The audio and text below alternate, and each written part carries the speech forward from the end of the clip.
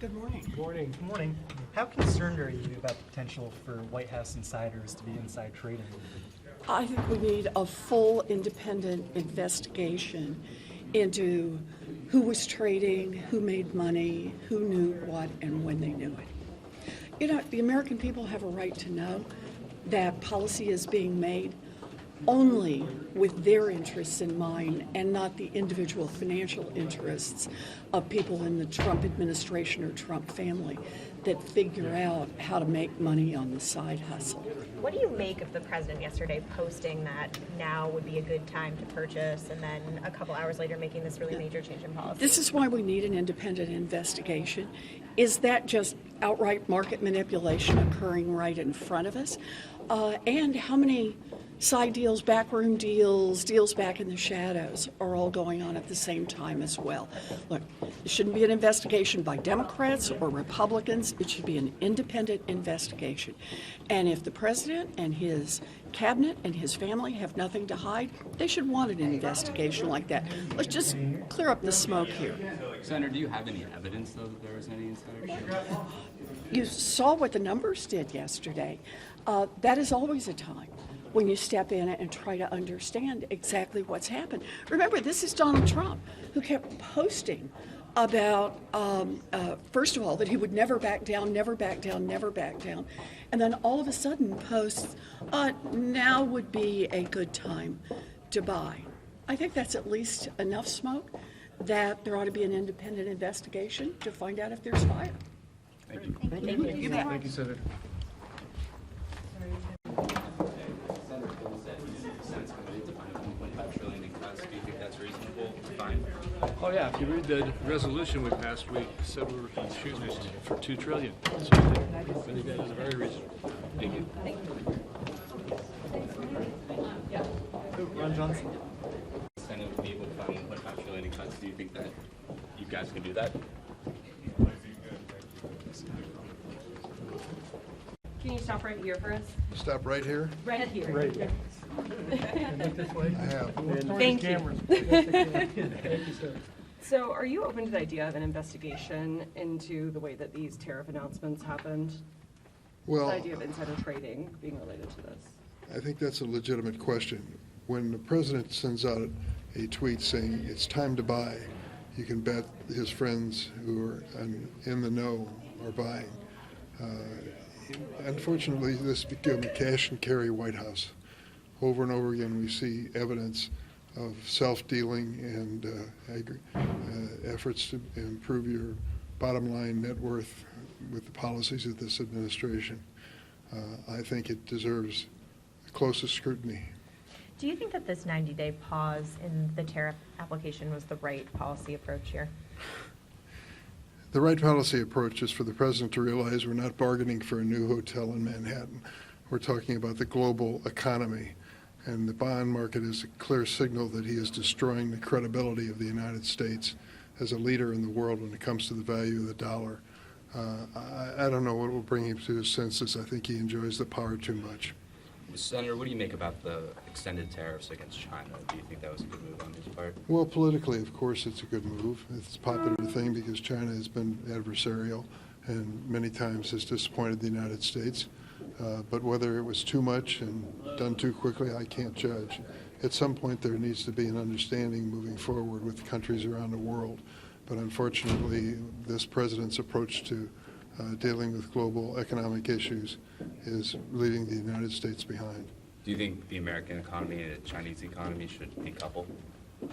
Well, I wouldn't go quite that far. Let me tell you, let's get down to some basics. China has many resources that are important to the American economy.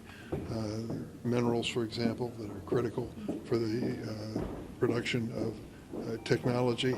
And if they are to cut us off, it's going to limit our opportunities to develop the American economy. That's why a good trade relationship is important. Thank you, sir. Thank you. Thank you, sir. Thank you. Senator Graham, are you happy with this 90-day pause in tariffs? Do you think that was the right call by President Trump? Yeah, I think the point people are missing is non-tariff trade barriers, like manipulating currency, closing markets through other ways that deny us access into the markets. So it's never been just about tariffs to me. It's about changing the behavior of people, banning agricultural products because of, GMOs, a 17% VAT tax. So the bottom line to me, the tariff discussion is paused, but the discussion about non-tariff trade barriers have to be the centerpiece of any deal. I don't think we're going to get good deals just by reducing tariffs. You're going to get good deals when you change non-tariff trade barriers or keep us out. Like you got to have a company can't open up and do business in a country unless they have a majority ownership of somebody in that country. Stuff like that closes us out of markets. On the budget blueprint, I was just curious. I at think this it's point, gonna pass. Do you think the 1.5 trillion? Yeah, I think that's commitment makes possible. sense? I think Medicaid, you don't touch benefits, but, able-bodied people that could be working, should be working, saves a lot of money. But you can't start the process of how much you can cut until you pass the resolution. So I'm pretty optimistic it will pass today. Then the hard work begins, really, and that is, what can you cut, what do the tax cuts look like? But, without a win this week, it gets to be so much harder.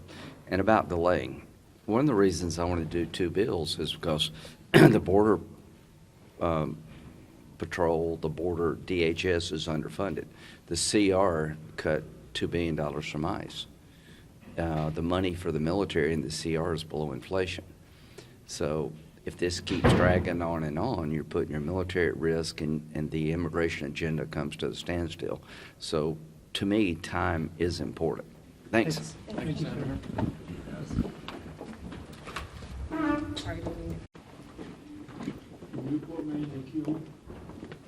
Sarah, can we speak to you about tariffs? Are you happy about the 90-day pause?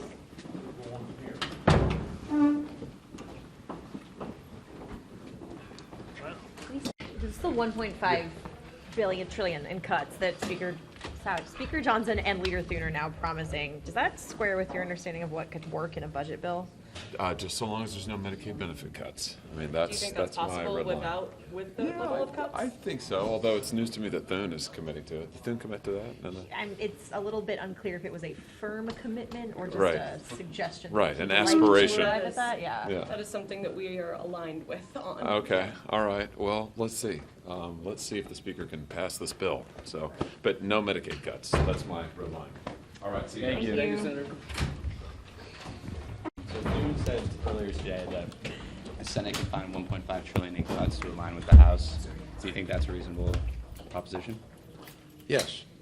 Do you think that you can get there without Medicaid cuts and other cuts to entitlements? The federal government, I think, spends somewhere around $6.7 trillion a year. I'm sure we can find the money without cutting Medicaid benefits. Do you think that President Trump pausing these tariffs for 90 days was the right call yesterday? I do. I think clearly he got everybody's attention, and all these countries are coming to the table to negotiate.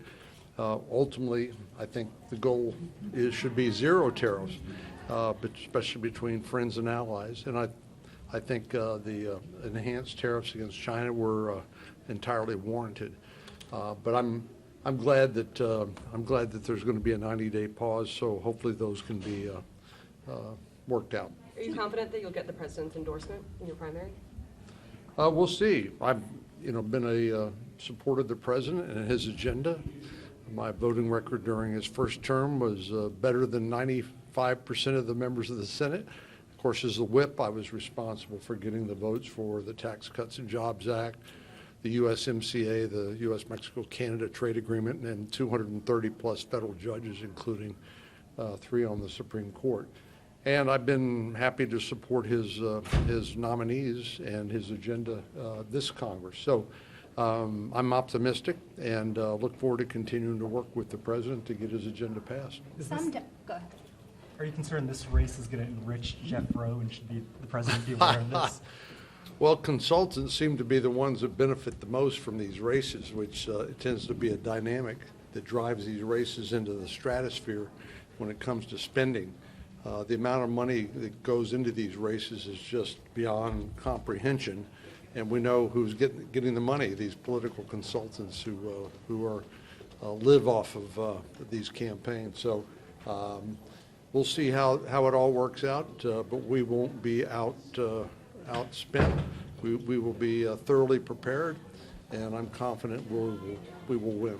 Some Democrats have called for an investigation into possible insider trading in the way that this tariff clause was rolled out yesterday. Do you have any concerns about market manipulation? They missed no opportunity to take a dig at President Trump.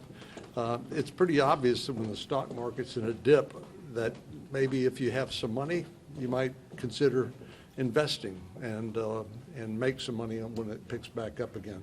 I think any idea of insider trading is ridiculous. Great. Thank you. Thank you. $1 trillion in cuts is possible without cutting benefits? Yeah.